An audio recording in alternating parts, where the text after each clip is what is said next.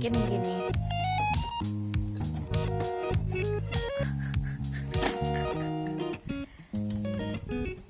Ya bener.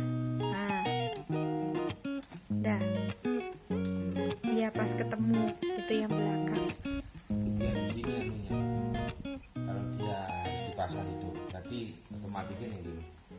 Kalau ini nyala loh ya. Oh iya, bismillah. Ya bismillah, orang Alumia juga nggak ngerti. Bismillah. Bismillah. Naik ke atas ketekannya. Oh iya.